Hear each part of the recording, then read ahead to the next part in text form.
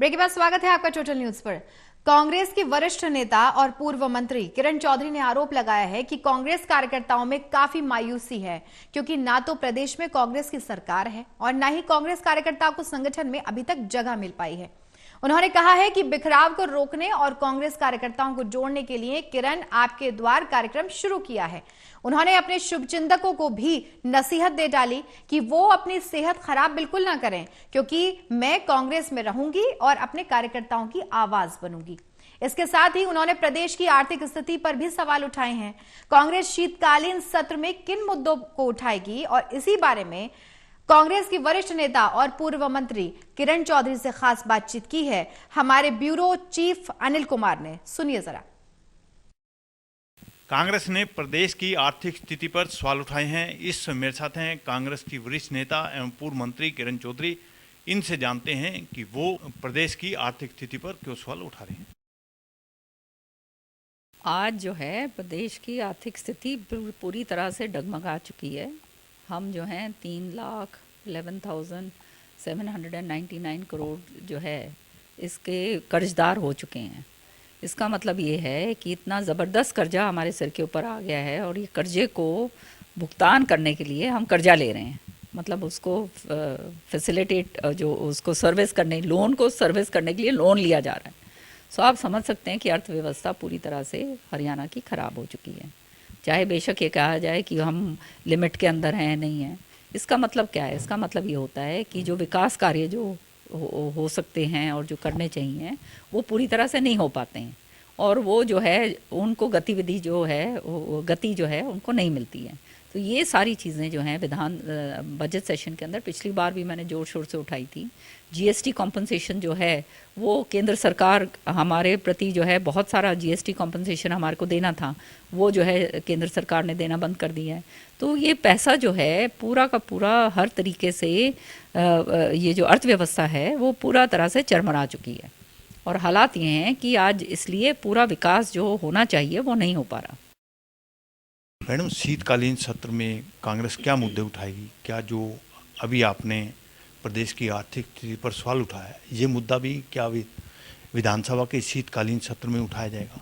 हाँ, ये तो बजट सेशन का मुद्दा है और ये तो बजट सेशन के अंदर आंकड़ों के साथ सारा कुछ वो हम पेश करेंगे। पिछले बजट सेशन में भी मैंने बोला था, लेकिन और भी बहुत सारे ऐसे मुद्दे हैं। अब जैसे किसानों का मुद्दा है, किसानों के साथ जो वायदा खिलाफ़ी करी जा रही है कि उनके खिलाफ जो केसेस दर्ज करे गए थे वो अभी तक वापस नहीं लिए गए हैं। किसानों को जो एमएसपी प्रॉमिस करी गई थी बाजरा के ऊपर 2300 रुपये की, वो जो है वो 1600 रुपये के ऊपर जो है बेचारों ने औने पौने दामों के अंदर बेची है।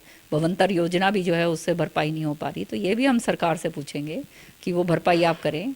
किस तरह से जो है खाद जो है उसका जब वितरण होता है तो क्या अर्थव्यवस्था पूरी तरह, अर्थव्यवस्था कह रही हूँ, व्यवस्था जो है वो इतनी ज़बरदस्त तरीके से गलत तरीके से रखी जाती है कि इतनी परेशानियाँ जो हैं किसान को झेलनी पड़ती हैं। तो जो किसान जिसके कारण आज हरियाणा की, जिसके सिर के ऊपर ये पूरी अर्थव्यवस्था टिकी हुई है, जिसके कारण आज काम चल रहा है, उसी को हम बर्बाद करने पे तुले हुए हैं। उसके लिए हम कोई ऐसा काम नहीं कर रहे जिससे उसको फ़ायदा हो, तो ये तो अच्छी बात नहीं है। तो ये सारे मुद्दे जो हैं ये उठाए जाएंगे। चाहे अनएम्प्लॉयमेंट है, आज जो है नौजवान बच्चे जो हैं ड्रग्स की चपेट में आ रहे हैं क्योंकि बेरोज़गारी चरम सीमा पे है। ड्रग्स जो हैं अंदर आने लग गए हैं और ड्रग्स जब आते हैं तो आप बच्चों को इस समय समझ तो आती नहीं है कि ये कितनी गलत बात है और इसके अंदर एक बारी जो लेना शुरू कर देता है, एडिक्ट हो जाता है, तो उसको तो बाहर निकलना बड़ा मुश्किल हो जाता है। तो सरकार को ये सारे के सारे इसके ऊपर जो है काम जो है, पिछली बार भी उन्होंने कहा था कि कार्रवाई हो रही है, लेकिन मैं समझती हूँ ये बहुत ही युद्ध स्तर के ऊपर जो है इसके ऊपर काम करना चाहिए और केवल सरकार को ही नहीं, सामाजिक संगठनों को भी इसमें लेना चाहिए आगे, और जो राजनीतिक दल हैं चाहे कोई भी हो, क्योंकि ये हमारे बच्चों का सवाल है और मैं समझती हूँ इसके अंदर सबको हाथ मिलाकर काम करना चाहिए ताकि ये जो मेनेस है ड्रग का, ये जो इतना बड़ा ये जो खतरा हमारे हरियाणा के अंदर पैदा हो गया है, पंजाब में तो सारा यूथ बर्बाद हो ही चुका है, अब हरियाणा में भी वही जो है प्रचलन शुरू हो रहा है, उसको हम रोक सकें, हमारे बच्चों का भविष्य जो है हम संवार सकें। मैडम, आपने एक कार्यक्रम शुरू किया है किरण आपके द्वार। ये जो कार्यक्रम है वो कांग्रेस नेताओं के लिए चुनौती है या भाजपा के लिए चुनौती है? ये मेरा कार्यक्रम जो है ये मेरे लोगों को जोड़ने के लिए है। जो लोग अपने घर में बैठ गए, जो लोग बाहर नहीं निकल रहे, जिनको जो बेचारे अपने आप को मायूसियत जिनके अंदर आ गई है, उनके घरों के अंदर दोबारा से पूरे हरियाणा के अंदर जाकर दोबारा से उनके अंदर जोश भरने के लिए, संगठित करने के लिए, और ताकि बिखराव ना हो। और बिखराव नहीं होगा तो पार्टी मजबूत होगी, निश्चित तौर पे मजबूत होगी। तो इसलिए ऐसे लोगों को उनकी आवाज़ बनने के लिए मैं निकली। मैडम, अभी आपने बताया कि कार्यकर्ताओं को जोड़ने के लिए आप बाहर निकले हो और कार्यकर्ता मायूस हैं, तो कार्यकर्ताओं ने बताया होगा कि मायूसी का कारण क्या है? अब इतने साल हो गए हैं, एक तो सरकार के अंदर नहीं रहे हैं, अपने आप को संगठन के अंदर जो है नहीं उनको जगह मिल पाई है। तो नेचुरली जो आदमी काम करता है उसको अपनी कहीं ना कहीं जो राजनीति के अंदर जो आता है उसको उसकी आशाएं और उसकी वो अभिलाषाएं होती हैं, और वो उसकी पूरी नहीं हो पाती हैं, तो कहीं ना कहीं तो मायूसी आती है। और फिर मायूसी आती है तो फिर वो घर बैठ जाता है।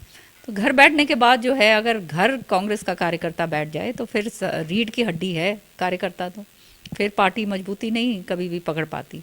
इसलिए ऐसे कार्यकर्ताओं को हर एक, क्योंकि जो मेरे साथ जुड़े हुए हैं उनकी आवाज़ मैं बन पाऊँ सारी पूरे हरियाणा के अंदर, इसलिए मैं निकल रही हूँ। मैडम, पीछे प्रदेश कांग्रेस अध्यक्ष ने आपकी हैसियत को लेकर सवाल उठाया था और एक चर्चा ये भी चली कि आपकी अमित शाह से मुलाकात हुई है, और अब क्या किरण चौधरी भाजपा में जा सकती है या नहीं? ये बार बार सारे लोग यही पूछ रहे हैं। अब जो उन्होंने जो कहा था उसका जवाब मैंने अच्छी तरह से दे दिया था, इसलिए आगे अब मैं उसके ऊपर नहीं बोलना चाहती। और आप जानते हो मेरी शब्दावली कभी ओछी नहीं होती, मैं उस लेवल पे कभी नहीं आती हूँ, नंबर 1। नंबर 2, जहाँ तक मेरा कहीं इधर आने जाने का सवाल है, कहीं नहीं जा रही।